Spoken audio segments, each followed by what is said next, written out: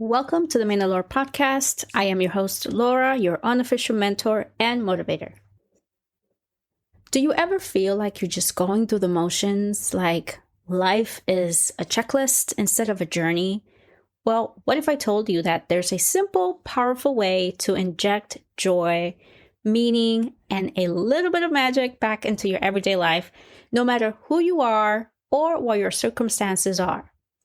So get ready to transform the ordinary into the extraordinary, because today we're talking about how to romanticize your life. By the way, I wanted to take a minute before we begin to say that this is officially my 10th episode. So I am super excited, very happy. I'm so happy that you guys are here with me and you've been sticking with me. So thank you so much, and glad I got that out of the way. All right, and now on to today's episode. Romanticizing one's life is far more than just a fleeting trend or a superficial way to feel good. Romanticizing your life is a deeply impactful way to significantly contribute to better health and happiness through interconnected mechanisms that can help you improve and at least adjust the way that you think of your everyday life. And the benefits include cultivating mindfulness and presence. At its core, romanticizing your life is an exercise in mindfulness. It is really encouraging you to be present in the here and now. It is the way that you can forget about your past and stop worrying about your future. You have to be intentional about being present by intentionally noticing and appreciating the details of your life, your daily life, the warmth coffee, the sunlight through a window, the comfort of the bed, all of the 200 pillows you have on your bed right now. You actively pull yourself into the present moment. And so this mindful awareness is known to reduce a great amount of stress, anxiety, and depression.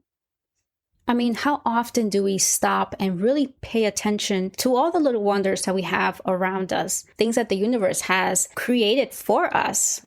I know that sometimes we tend to notice the bad things, like the potholes that we have to drive through every day. But what we don't necessarily tend to focus on are the beautiful things that are around us. Take a moment and really notice the good things as well. Because if you're walking around and you're only noticing the negative things, chances are that you're either focusing too much on the past because it's something that you either had and no longer have, or it's something that it makes you worry because you can have or aren't able to have at the moment. So you're worrying more about the future. But that is the whole premise of thinking about the present. So regardless of how you're feeling, regardless of where you are in your life, take a moment to enjoy all of those little things that add so much beauty to our surroundings. Romanticizing your life is fostering a sense of gratitude and appreciation. Romanticizing inherently involves finding beauty and value in the ordinary. You don't have to wait until something is truly amazing and wonderful and rare even for you to enjoy it or for you to think that there's beauty in it. Sometimes the ordinary is even more beautiful because it exists. Simple as that. This naturally leads to an increased sense of gratitude. When you consciously seek out things to appreciate, no matter how small, you shift your focus from what you lack to what you do have. And believe me, this attitude of gratitude is and has been extensively linked to improved mental health. It is a way to feel that sense of satisfaction.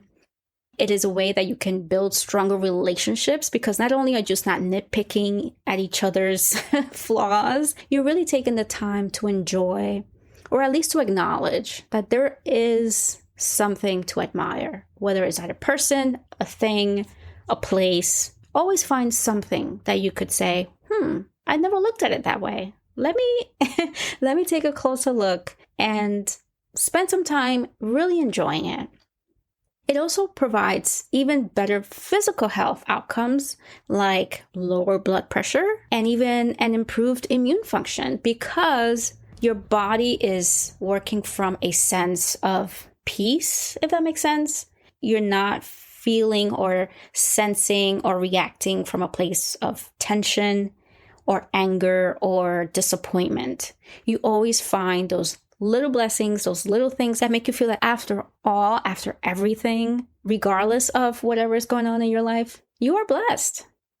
Now, I know you're probably thinking, well, I don't have the resources, I don't have the money to spend on romanticizing my life. Well, I'm here to tell you that just because someone has plenty of money, plenty of resources, it does not necessarily mean that they really get to enjoy the luxuries that they have. Some people tend to work long hours and they may have a beautiful porch in the backyard right now, and it sits empty because most of the time they're out working. Or they're traveling all the time because of work or whatever responsibilities they may have. We always tend to think that other people have it better than us. There's always something that you feel is missing. But the reality is that people who have them may not get to enjoy it as much because they have to work. They have to be away from home all the time. With that, I want to give you some tips on the positives of having that ability to romanticize your life. And the number one is it boosts positive emotions. When you think of dopamine and serotonin, when you engage in activities that bring you joy, or when you actively appreciate what's around you, your brain releases these neurotransmitters like dopamine and serotonin. And they are these feel-good chemicals that impact the way that you feel, the way that you sense things, your emotions, your well-being, your mental health. And so by intentionally seeking out and savoring these little small moments of pleasure that could be anything that you enjoy, you create a more consistent flow of positive emotions throughout your day. Romanticizing your life also increases your sense of resilience and coping skills. Life always comes with challenges and adversity and different hardships. So when you romanticize your life, you're not just ignoring these difficulties. You're really creating a way to allow yourself to better navigate your problems. By focusing on the positives and finding meaning even in those little challenging circumstances, you develop a more optimistic outlook on life. So this mental resilience will help you bounce back from all of the stress, all of the different setbacks, the problems that you may face, and you will be able to also handle stress in a more positive way, which I know sounds crazy, right? But again, remember, romanticizing your life is about changing your mindset to knowing how to approach your life when something does go wrong. You should always leave some space for ease and comfort because you deserve that. So it doesn't matter what you're going through. We all deserve peace and comfort. Romanticizing your life enhances self-perception as well. It is seeing yourself as the main character of your own story, of your own life. It is about taking ownership and agency, recognizing that you have the power to change your experiences and how you perceive them. This is why it is so empowering. It helps boost your self-esteem and your confidence, counteracting feelings of helplessness, or even feeling like you're a victim of circumstance. Because at the end of the day, it also helps reduce stress. And by improving your mental health, those psychological benefits directly translate to physical improvements. It reduces stress and anxiety. You cultivate a sense of gratitude by having lower levels of cortisol, which is a stress hormone, right? But you also feel elevated. And we all know how cortisol can wreak havoc on our bodies. The more and more you hold on to the stress, the more and more that cortisol will end up, I'm telling you, that's the last thing you want to do is hold on to stress. Because once you start feeling that in your shoulders, in your neck, you could potentially start getting headaches and you won't be able to sleep as well. Acknowledge that stress can take over. And by romanticizing your life, you build that appreciative mindset that can contribute to better heart health, to better quality of sleep. And as a result, it encourages you to build healthier habits. When you feel good about your life, when you're walking with a pep in your step, is that how they say pep in your step? You're more likely to reject things that do not align with that feeling.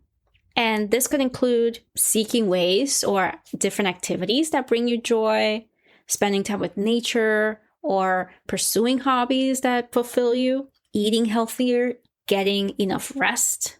It is about those daily little habits where feeling good leads to doing good for yourself and ultimately creating a more fulfilling, resilient, and healthier existence, regardless of anything that happens in your life.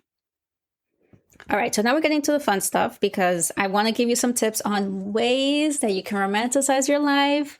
And here are simple yet effective ways for anyone to romanticize their life, regardless of your gender, your wealth, your circumstances.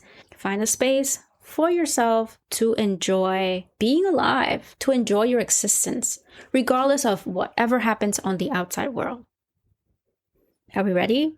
All right, so the first one is curating your immediate surroundings. And what I don't mean is, I don't want you to go and sell your house because it's too small and you can't put a sauna inside or whatever. What I'm saying is doing small little things to make your space more peaceful. And in doing that, it could be making your bed, decluttering a place where you want to spend more time, arranging a few items aesthetically. It could be moving furniture. It could be something as simple as that. It could be lighting a candle, right, after you clean, right? Because we want to have a clean, organized, and inviting space. No matter how tiny it may be, that one simple step can significantly impact your mood. Find a cute corner where you could say, okay, I'm going to put this cute chair. This is where I get the sunlight. Again, make it so that this is your haven. This is your safe space so that anytime you want to feel like you want to relax, this is where you go. The next thing is to elevate your everyday rituals. So think about the things that you do every single day. Maybe when you wake up every morning, do you just rush, take a shower and then turn on the coffee pot and all of a sudden you're like getting dressed, rushing to get out of the house and you chug your coffee down and rush at the door? Well, let's change that a little bit. It's about turning those mundane tasks into moments of pleasure. And so instead of just drinking that coffee and like rushing out the door, why don't you wake up 10 minutes earlier and say, okay, I'm going to put a pot of coffee while I take a shower and I don't know if you guys have a robe.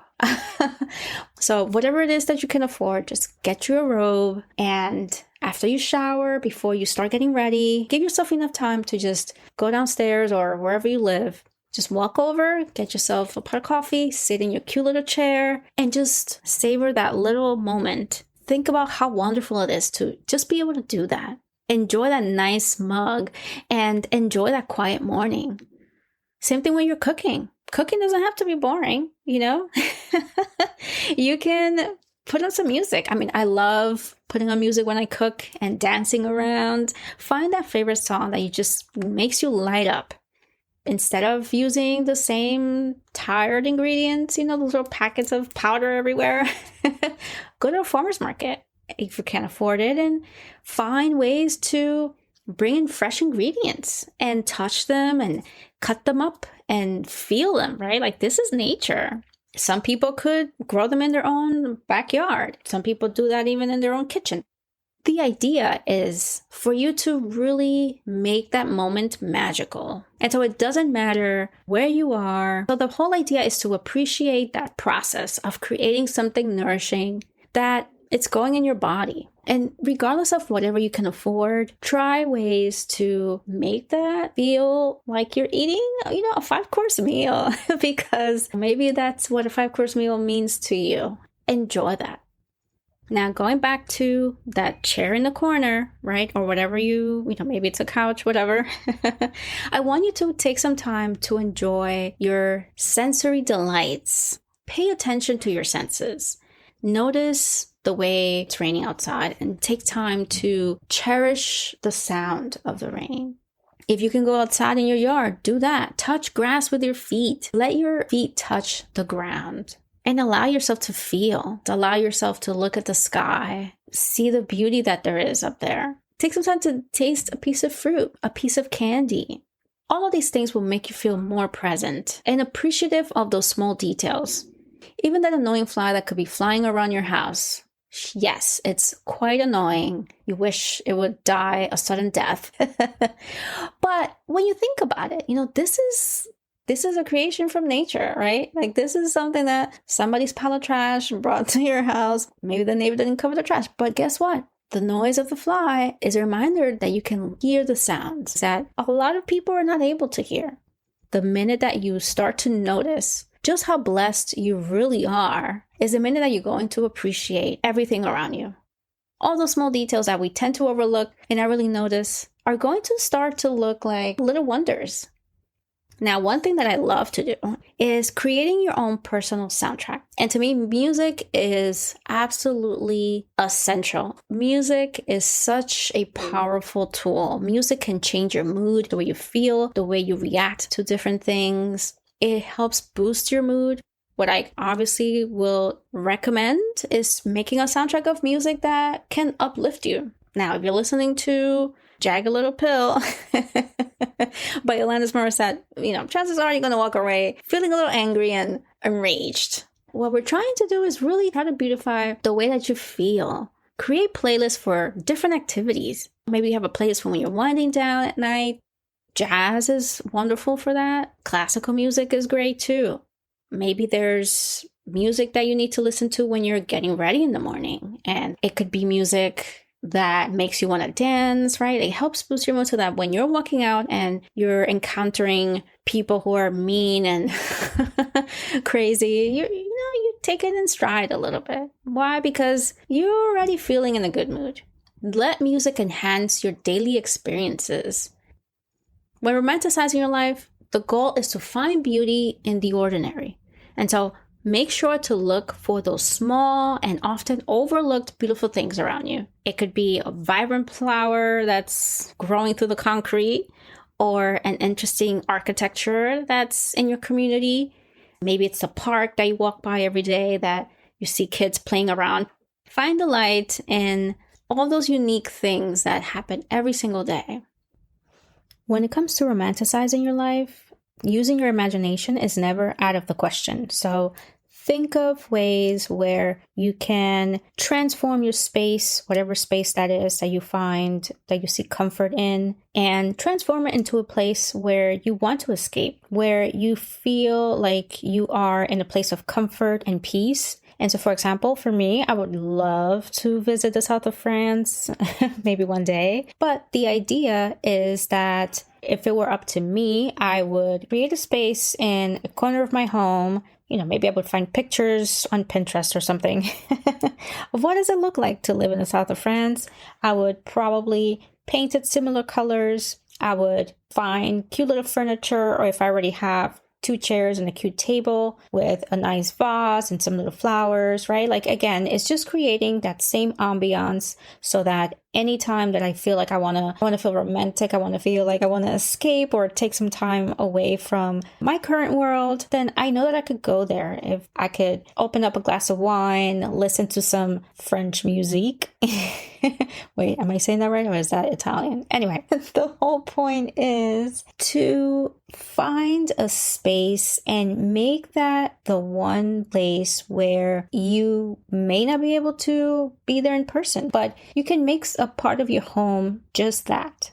And wouldn't that be lovely to dress up like you're there, to do your hair, wear the jewelry that you would wear like you're in France? Or the whole idea is to create a place where everything is just lovely and wonderful and inspiring. And I guarantee you, like, even if you're a creative person, doing these little rituals will definitely boost your creativity. It will boost your motivation because you're feeling brand new when you're doing these things, and to experience in the comfort of your own home.